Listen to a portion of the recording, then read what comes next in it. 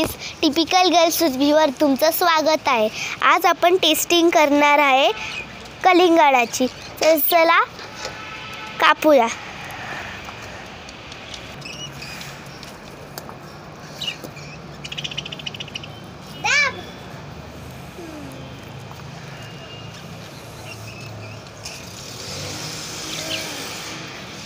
हे बघा कसले लाल कलिंगड आहे आणि मला माहिती आहे खूप गोड असणार।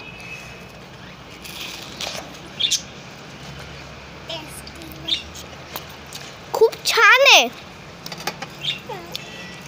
हे बघा केवढं लाल आहे आणि केवढं ज्यूसी आहे। या सालानी आपण असल्याने आपण टूटी फ्रूटी पण बनवू शकतो। माझ्या दीदीच्या चॅनलवर आम्ही एकदा बनवलेलं।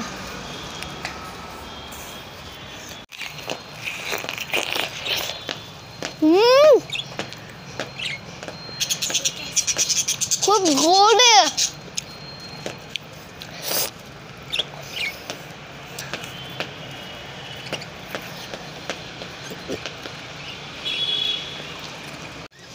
तुम्हाला व्हिडिओ चांगला वाटला असेल तर ह्याला लाईक, सबस्क्राईब आणि कमेंट करा। तुम्हाला व्हिडिओ कसा वाटला।